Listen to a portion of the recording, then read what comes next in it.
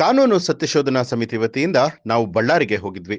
ಎಲ್ಲಿಯವರೆಗೆ ಜನಾರ್ದನ ರೆಡ್ಡಿ ಅವರು ಬಳ್ಳಾರಿಗೆ ಎಂಟ್ರಿ ಆಗಿರ್ಲಿಲ್ವೋ ಅಲ್ಲಿಯವರೆಗೆ ಎಲ್ಲವೂ ಕೂಡ ಶಾಂತವಾಗಿತ್ತು. ಬಳ್ಳಾರಿಯಲ್ಲಿ ಭರತ್ ರೆಡ್ಡಿ ಅವರು ಒಳ್ಳೆ ಕೆಲಸಗಳನ್ನ ಮಾಡಿದ್ದಾರೆ.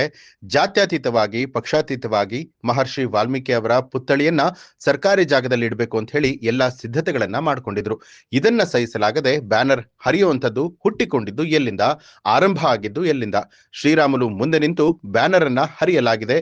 ಹಾಗಾದ್ರೆ ಏನರ್ಥ ಅಂತ ಹೇಳಿ ಗ್ಯಾರಂಟಿ ಅನುಷ್ಠಾನ ಪ್ರಾಧಿಕಾರದ ಅಧ್ಯಕ್ಷರಾದ ರೇವಣ್ಣ ಅವರು ಹೇಳಿದ್ರು.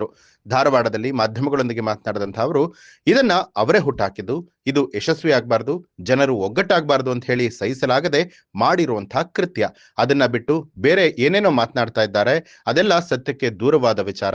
ವಾಲ್ಮೀಕಿ ಕಾರ್ಯಕ್ರಮದಲ್ಲಿ ವಾಲ್ಮೀಕಿ ಫೋಟೋ ಇರೋದಿಲ್ವಾ? ಬಿಜೆಪಿಯವರು ಯಾವತ್ತಾದರೂ ಸತ್ಯ ಹೇಳ್ತಾರಾ? ಸುಳ್ಳೆ ಅವರ ಮನೆ ದೇವರು ಅಂತ ಹೇಳಿ ತಿಳಿಸಿದ್ರು. ನಾನು ಸತ್ಯಶೋಧನಾ ಸಮಿತಿಯಿಂದ ಹೋಗಿದ್ವಿ. ಅಲ್ಲಿವರೆಗೂ ಜನಾರ್ದನ್ ರೆಡ್ಡಿ ಬಳ್ಳಾರಿ ಎಂಟ್ರಿ ಆಗಿರಲಿಲ್ಲ. ಅಲ್ಲಿವರೆಗೂ ಭಾಳ ಶಾಂತವಾಗೇ ಇತ್ತು.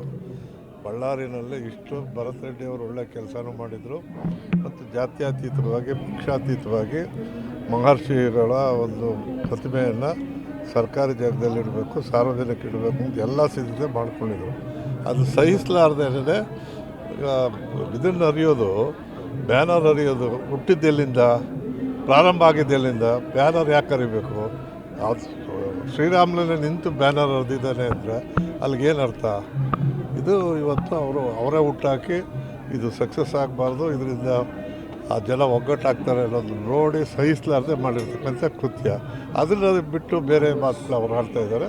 ಸತ್ಯಕ್ಕೆ ದೂರವಾದ ಇಬ್ಬರು ಹೋಗಿ ನೋಡ್ಕೊಂಡ್ಬಂದಿದ್ದೀವಿ.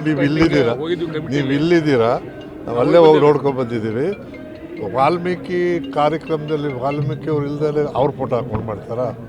ಇದು ಅವ್ರು ಹೇಳೋದು ಅದರಲ್ಲಿ ಎಷ್ಟು ಸತ್ಯ ಅನ್ನೋದು ಗೊತ್ತಾಗುತ್ತಲ್ಲ. ಬಿ ಜೆ ಪಿ ಯಾವತ್ತಾದ್ರು ಸತ್ಯ ಹೇಳ್ತಾರಾ? ಸುಳ್ಳೇ ಅವ್ರ ದೇವರು. ಅದು ಯಾರು ಅನ್ನೋದನ್ನು ಅಲ್ಲಿರ್ತಕ್ಕಂಥ ಇವರು ಬಳ್ಳಾರಿ ಮೂಡ ಅಧ್ಯಕ್ಷ ಅವನ ಕೈಯಲ್ಲಿ ಒಳ್ಳೆ ಇರೋದು, ಕಾರ್ ಪುಡಿ ಇರೋದೆಲ್ಲರೂ ಮೆಟೀರಿಯಲ್ ಸಿಕ್ಕಿವೆ. ಇದು ಸತ್ಯಶೋಧನೆ ನಡೀತಾ ಇದೆ. ಅದು ಯಾರ್ದು ಅನ್ನೋದು ಬೇಕಲ್ಲ. ಅಲ್ಲೇನಾಗಿದೆ, ಮಧ್ಯಾಹ್ನ ನಡೆದಿತ್ತು, ಸಂಜೆ ಅಷ್ಟೊತ್ತಿಗೆ ಅಷ್ಟು ಜನನ ಕಾಂಪೌಂಡ್ ಒಳಗೆ ಸೇರಿಸ್ಕೊಂಡಿದ್ದಾರೆ ಅನ್ನೋದನ್ನು ಕೂಡ ರಿಪೋರ್ಟಲ್ಲಿದೆ. ಸೋಮೋಟೋ ಕೇಸಲ್ಲಿ ಅದು ಬಂದಿದೆ. ಅಷ್ಟೊಂದು ಜನ ಸೇರಿಸ್ಕೋಬೇಕಾದ ಅವಶ್ಯಕತೆ ಏನಿತ್ತು? ಬೇಕಾಗಿರಲಿಲ್ಲ. ಒಂದು ಕಾರ್ಯಕ್ರಮ ನಡೆಯುವಾಗ ಸಹಕಾರ ಕೊಡಬೇಕು. ಅದು ಬಿಟ್ಟು ಇವರು ಮಾಡ್ತಾ ಇದ್ದಾರೆ, ಇದನ್ನು ನಿಲ್ಲಿಸಬೇಕು ಅನ್ನೋದು ಪ್ರೆಸ್ ಮೀಟೇ ಮಾಡಿದ್ದಾರೆ ಶ್ರೀರಾಮುಲು. ಈ ಪುತ್ಥಳಿ ಅವಶ್ಯಕತೆ ಇರಲಿಲ್ಲ, ಪುತ್ಥಳಿ ಇಲ್ಲೋದು ಯಾಕೆ ಹಾಕಬೇಕಾಯಿತು? ಅವ್ರು ಹಾಕಿರೋ ಪುತ್ಥಳಿ ಅವ್ರ ಜಾಗದಲ್ಲಿ ವೈಯಕ್ತಿಕವಾಗಿ ಹಾಕ್ಕೊಂಡಿದ್ದು ಪುತ್ಥಳಿ ಇತ್ತು.